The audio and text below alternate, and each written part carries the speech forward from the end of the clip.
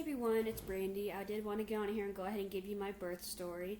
I haven't had much time, and I probably don't have much time, but I'm going to try to get through it for you and give you all the details of what happened.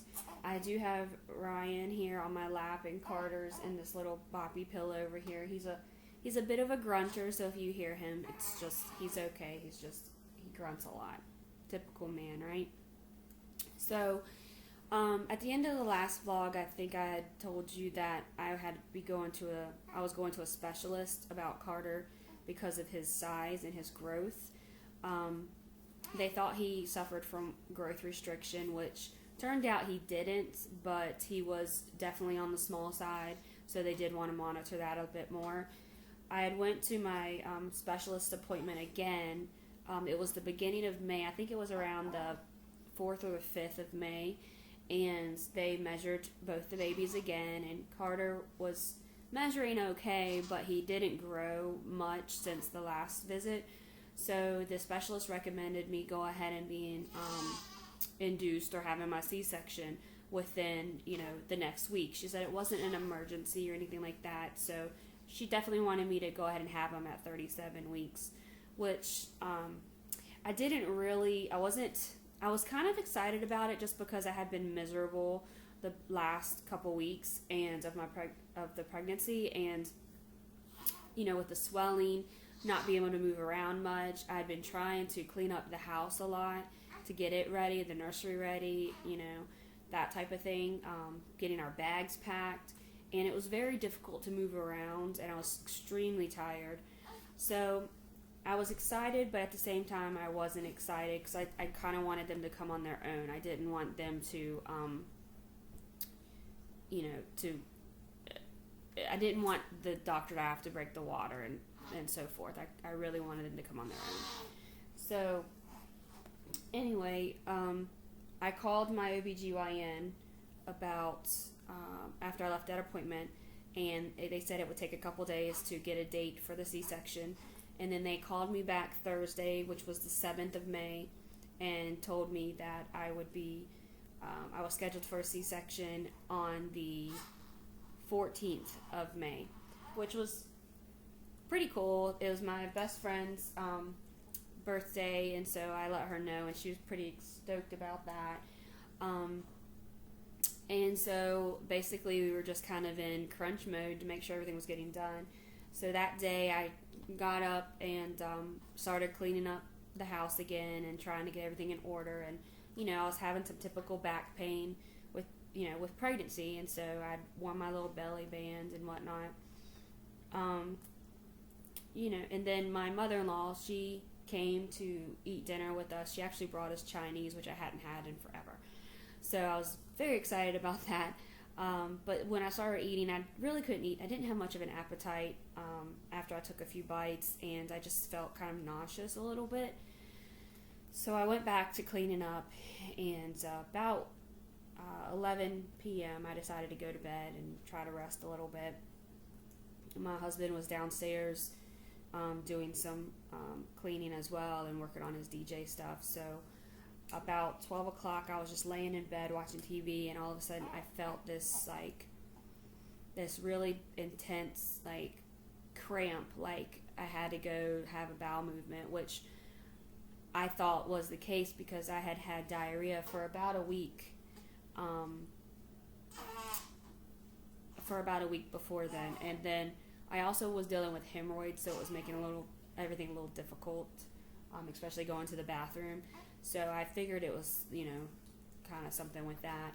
So I went to the restroom, and I felt a little better, and I went back to bed and laid down, and about, 3 to 5 minutes later, I had another big, cramp, and, again, I rushed to the bathroom, thinking I had to use the bathroom, and I did use the bathroom, and then I started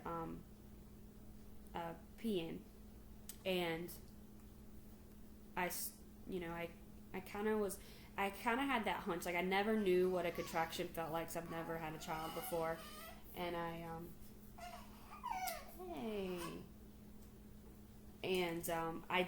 I was always afraid I didn't know what it would feel like, and honestly I didn't, but I kind of had this hunch that something wasn't right.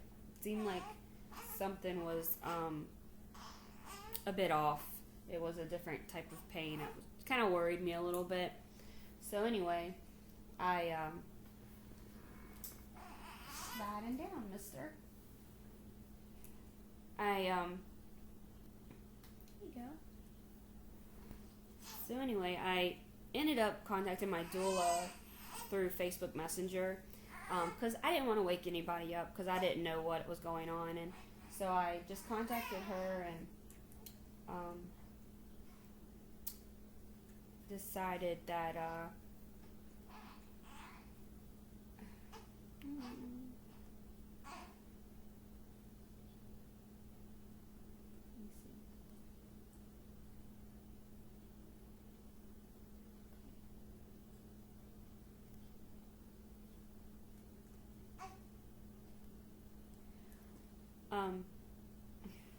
so I contacted my doula and via Facebook Messenger and just kind of messaged her to see if she was awake. First of all, I didn't want to wake anybody up, and then just told her what I had felt and wanted to know if it could have been contractions or whatnot. Ironically, she happened to be up, and so she messaged me back, and she said that it very well could have been contractions, but for me to go lay down and kind of put my hand on my stomach and just to double check everything and see if it happens again. So I did, and while I was laying there, we were messaging back and forth, and all of a sudden I just felt like I peed myself. Just nothing major, just a little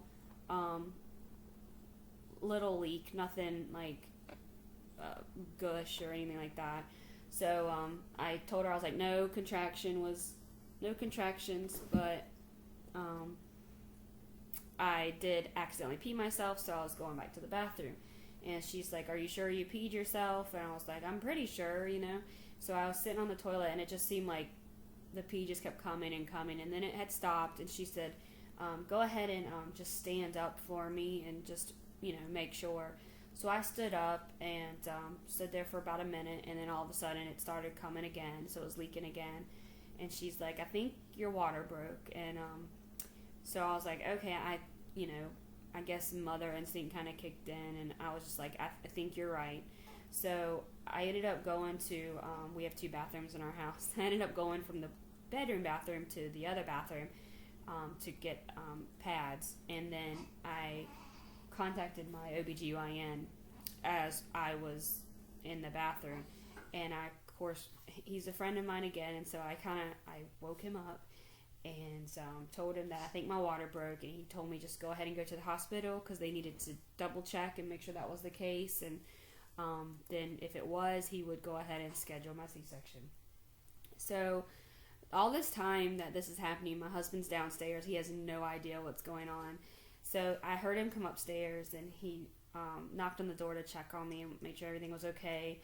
And I told him to come in the bathroom, and I explained, we need to go to the hospital. And he was like, now? We have to go now? And I'm like, yes, we have to go now. And so I remained calm and collected, which actually helped him remain calm too. He was a little running around, but nothing major. We got our bags. We got, everything we needed. And, oh goodness. And so we ended up getting in the van and heading to the hospital. The hospital is about 30 minutes from us. It's the further one. We have one closer, but I didn't go to that one because I wanted the specific doctor since he is a friend of mine. And, it was a little risky going to that hospital because they did not have a NICU. So, thankfully we didn't need the NICU, but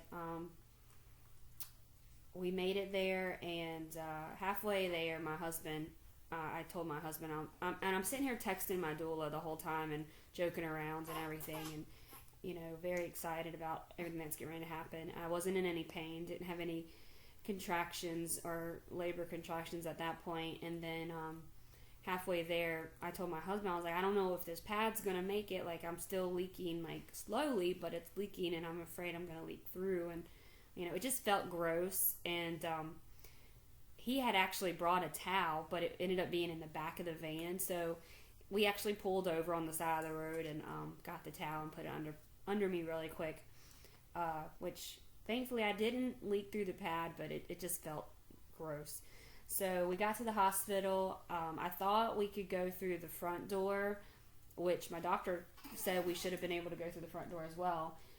So we parked there, and then all of a sudden realized that it was closed, and it said you had to go through the emergency department. So instead of jumping back in the vehicle and like driving around to the emergency department, we just hauled butt to the emergency department.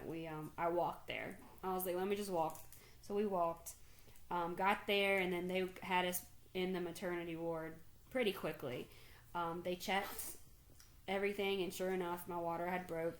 Let me just say that test for the amniotic fluid, it hurts so bad.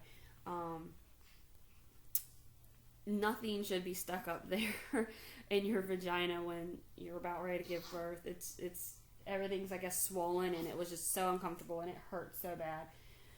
But so that was about 1 o'clock when we got to the hospital, 1:30, and my mom and them came, and my mom was funny because I called her and I told her, I was like, hey mom, my water, and then she immediately was like, I'm coming, I'm on my way there, and she hung up the phone. And I looked at my husband after she hung up the phone, and I was like, she doesn't even know what room we're in. And so shortly thereafter, she ended up calling us back, asking us what room we were in and everything. So my parents came. My husband tried to get as much sleep as he could. Kevin, my doctor, actually texted me and told me that he had scheduled my C-section for 8 o'clock and in the morning on the 8th. And then, so he was going to try to get some sleep before that happened. He did say, of course, that if I was progressing pretty quickly, that he would be in there sooner, but he kind of wanted to wait till 8 because all the other pediatricians are in, and so it's just better to have everyone there at one time. He said he could have one on call, but if we could hold off until their normal hours, then that would be great. So as the night progressed, my doula came, and I was trying to get rest, but it was very difficult. I started having contractions pretty good. They were intense contractions, and I did have back labor. My doula, she helped talk me through it. My parents were there. My mom, she tried to help with it too. My doula was very awesome. I mean, these contractions felt very painful, and although they weren't they weren't like the end of the labor contractions where they're really close together. They were still kind of close together, and they were kind of clustering as well. So I'd have a couple back to back. And she was really good to make me feel good about myself, breathing through it and stuff. And she told me, okay, that was a 10, that was a 7, that type of thing. So when 8 o'clock came around and my C-section was about, I was getting ready to go back there for that, I was very happy about that. I hadn't had any medication, nothing with the contractions. So all of you who go through the contractions and do a natural birth, props to you. I don't think I could do it. It was really bad back contractions, and with 2 babies, and you had all those monitors hooked to you, it was just very uncomfortable. You couldn't get comfortable. It was ridiculous. But the anesthesiologist came, and he explained I was going to get a spinal injection, and then not an epidural. And they went to wheel me to the OR, and the bed wouldn't work. It wouldn't unlock for some reason. So I ended up walking to the OR, which was perfectly fine. I needed to get up anyway and walk. I just told him, I was like, I'm still leaking and it's gross. And he's like, I don't care. Let's just walk. So I ended up walking to the OR. And then in the OR, my doctor had come in and they did the spinal, and my husband came in, and the C-section went very well. I did get sick a little bit, kind of dry heaving, because my, as you know, I suffered with acid reflux towards the end really bad. And so that was kind of, you're laying flat, and so that didn't help the situation. So the doctor they kept giving me some Zofran, I think it was, and it worked for a little, like a minute or two, and then I would start getting a little sick again. And he did ask me if I wanted to be put to sleep, and I did not. So, it's weird laying there, and you've got all the pressure and the tugging feeling, and that spinal injection, it worked really fast. Like, you're literally numb from like your chest down, and it worked super fast, and you didn't have to worry about any needles being stuck in your back or anything. So if you had moved, it wouldn't have made a difference. You probably would just fallen off the table because you couldn't move your legs or feel your legs. But so I wasn't like strapped down or anything like that with my arms. And they ended up pulling Carter out, and of course he was breached. And so all you hear them say is one arm, two arm, and I guess that's because those are the last things that kind of come out. And my doctor, he held him over the little sheet that you've got in front of you, and I got to see him really quick after he got out. And then they went to weigh him, and he actually was 5'2", 5 pounds 2 ounces. And so my doctor was really surprised, and he said that obviously some of the measurements were off a little bit, which is normal. There is a 20% error margin when you're using the technology these days. So he started crying immediately. I started crying. My husband was excited. He was a little teary-eyed. And then they went to get little Ryan out, and you heard my doctor just say something to the effect of, "Uh-oh, that's not her head." And so she ended up being breached as well. So we don't know if she flipped over once Carter was out, or if maybe she flipped and was causing the contractions that night and made the water break. So I don't know, but anyway, she was breached too. So they measured her, and she was 5'7", and crying and everything else. And then of course they brought him around to me and let me and my husband see him once they were cleaned up. I did not have the chest to chest at that time. I think it's because everything's going on in the OR and everything's kind of sanitary, and I had 2 babies, not one, so it was a little bit more difficult. So my husband left, and he went with the babies to the nursery and got to kind of watch them go through their thing. And then as I was getting sewn up, and the only thing I remember that I didn't really like being stitched up and whatnot was you could smell, like they were cauterizing, I guess, certain things, and you could smell it, and that kind of made me sick again. But they did very well in keeping the Zofran in me and trying not to make me get too sick. Again, I didn't want to be put to sleep, and they asked me again if I wanted to be, did I want to take a little nap, and I was like, no, I'm good. So, because I definitely didn't want to miss that time, that bonding time, once I got into the room. So they wheeled me to my room, and I got to have my bonding time with them, and I had a nurse there watching me. She had to make sure the numbness came off of my legs and stuff pretty quickly. It usually takes about an hour, which is kind of crazy, but she every few minutes she would touch me and say, "Can you feel that? Can you feel that?" And it literally did. Like when you're first numbed, it numbs you from your feet up, and then when it's going away, it goes from your chest down. So your feet are the last thing to that the numbness goes away from. At that time, I didn't have the babies in there with me because they had to watch me and make sure everything was okay. And then my doula was in there with me, and my husband could come in there with me, but I couldn't have anybody else in there with me, which I didn't want anyone else in there with me at the beginning. But I did ask my doula if my parents were still outside and if they wanted to go see the babies, they could.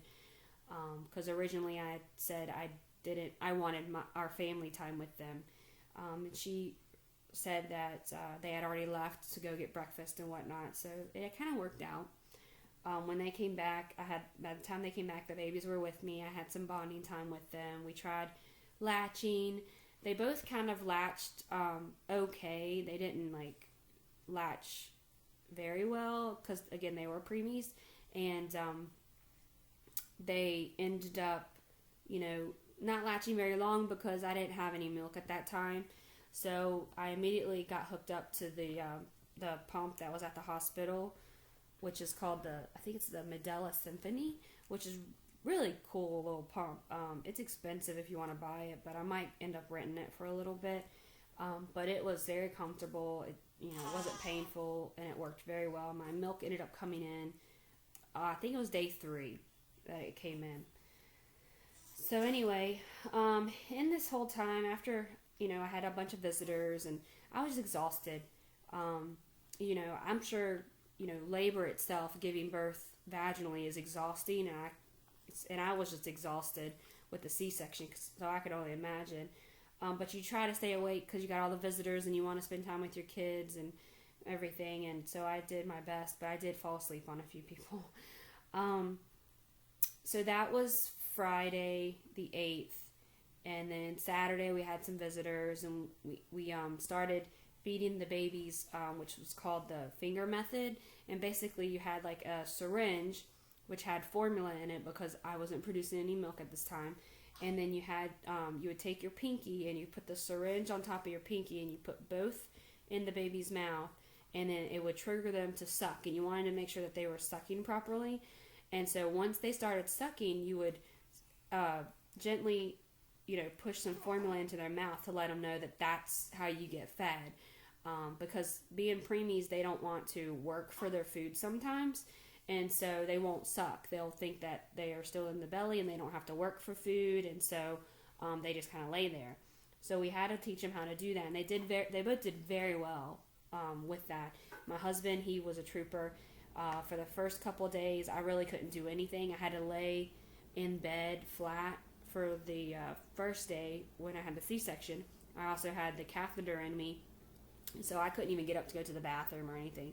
So he was a trooper. He fed them and, changed their diapers. The lactation nurse came in and was talking, and of course I was out of it. So he ended up talking to her, and then so when I was kind of off the drugs and stuff, he was able to explain everything to me, which was awesome. So we did feed them that way, and then of course, once my milk came in, we tried the latching and stuff again, and it was a little difficult. We tried some different methods and stuff, and we kept doing the finger feedings, and so yeah, let's see what else happened. Oh, that Saturday I was in the hospital. I was still extremely tired and just felt weird, and everybody kept saying I looked jaundiced, like I was pale in the face and everything, and I just kind of didn't think anything of it, and I just figured it was normal. And I had thrown up so much after the C-section, like nothing would stay down, even like water wouldn't stay down, and I had guests coming in and I was still vomiting, and as long as they didn't care, I didn't care. I didn't feel nauseous though, I just was throwing up. So I figured I just looked sick because I had thrown up all day the day before. I hadn't eaten anything all day the day before. So, so anyway, about 11 o'clock that night, Saturday night, the doctor came in and said I was anemic, like really anemic. And at that point, he didn't know if I was bleeding internally or if I was just anemic. So he came back a couple hours later and determined, oh, kitty, go. He determined that he was going to go the anemic route and assume that I wasn't bleeding internally because I didn't have any pain or anything. Didn't have any extra swelling or anything like that. So he recommended a blood transfusion, which I was not really for. So I was able to wait till the next morning, and they did another blood panel, and sure enough, my blood was lower than it was before. So they asked me about the blood transfusion again. I really wasn't ecstatic about that. Like, I know they're pretty safe now, but it's kind of like they give you that 1%. Like, okay, there's a 1% chance that you might end up with AIDS, or there's a 1% chance that you might end up with hepatitis C, or, there's just different things. And, they do test the blood very well, but there are situations where it could go through and it didn't test positive when it should have. And so anyway, I was only going to need 2 units, and I was at this point like hysterical, hormones, everything. So I ended up calling a few people, one of my friends who actually works at the blood bank, and then I ended up calling my sister-in-law, who's kind of knowledgeable in that stuff, and they both assured me that, you do have that risk, but it's more of a risk if I didn't take it, because, my blood could keep lowering, and taking care of the twins when I got home could be difficult and whatever. I didn't lose a lot of blood in the OR, and so what we figured that happened was that I was anemic going in. My doctor did say I was a little anemic, but not much, and maybe the surgery kind of, was the tip of the iceberg, so to speak. So, and I asked if I was anemic before, how come I didn't know? Well, of course, they don't do a lot of blood work in your last month or so, and basically what could happen is my body could have gotten used to it, or I could have thought it was just pregnancy stuff, like tired and everything else. So so I was just dealing with it, and which I could have, not taken the blood transfusion and came home and was on iron, and it could have, worked itself back to being normal, but I would have been extremely exhausted, and taking care of the twins and breastfeeding and everything else would have been really, really difficult. And that could be part of the reason why my milk didn't come in as quickly as some. So I went ahead and did the blood transfusion Saturday evening, and then I had to have 2 units. I felt 10 times better the next day, and we were getting ready to leave on Monday. We had everything packed. Everything was in the vehicle. Babies were in their little going home outfits, and we were very excited. And then the lactation nurse came in, and she said that the babies had lost a little bit of weight, but nothing extreme. But Ryan, she wanted to see how they ate, so we had to stay till their next feeding, and we fed Carter, and he did great. Then we went to feed Ryan, and she did okay, but she wasn't taken in as much as she should have been.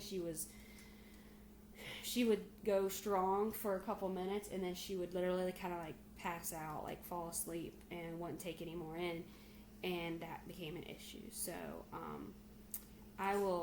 it's kind of getting long, so I'm going to go ahead and end this video, and I'll put a part 2 up, because that's my birth story. Everything went great overall, besides the anemic part. My scarring is like just typical. It's the best that it could be. I have no complaints whatsoever. I healed pretty quickly, and so yeah, it took a little bit for me to get up moving around, but I'm up moving around. Everything's grand. By the time I got home, I was able to move around and minimum pain, and so yeah, it was awesome. So yeah, let me go ahead and end this one, and then I will give you the update on why we had to postpone our going home. So stay tuned. Bye.